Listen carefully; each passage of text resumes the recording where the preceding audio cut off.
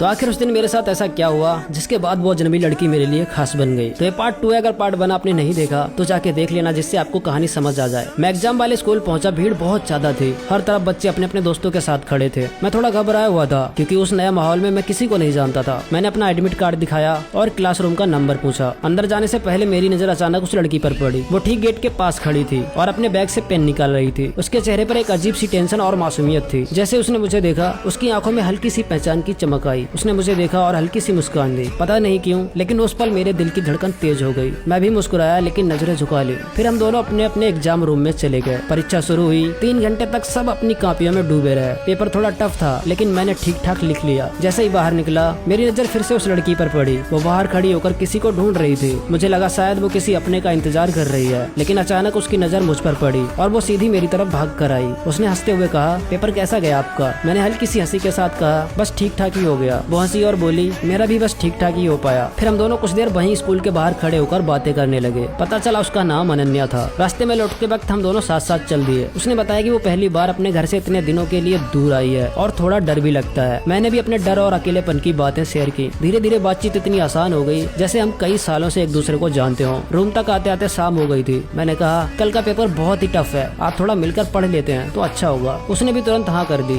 रात को 8 बजे हम दोनों अपने अपने रूम से किताबें लेकर बाहर आए। रूम के बाहर चारपाई डालकर हम दोनों उस पर बैठकर पढ़ाई करने लगे। माहौल बड़ा सुकून भरा था। बीच बीच में जब भी वो कुछ समझाती या मेरी कॉपी में झुककर लिखती तो उसका चेहरा बहुत करीब आ जाता था। उस पल मेरे दिल की धड़कनें तेज हो जाती थी। धीरे धीरे पढ़ाई से ज्यादा बातें होने लगी, उसके बचपन की, स्कूल की, उसके दोस्तों की और मेरी जिंदगी की। मुझे महसूस हो रहा था कि हम दोनों अजनबी दोस्त बनते जा रहे हैं। जब रात काफी हो गई, उसने उठते हुए कहा, ठीक है अब सो जाते हैं वरना कल का पेपर खराब हो जाएगा। मैंने मुस्कुराते हुए कहा, ठीक है, गुड नाइट। लेकिन सुबह जब मैं उठा तब उसने कुछ ऐसा किया जिसे मैं आज तक भूल नहीं पाया हूँ।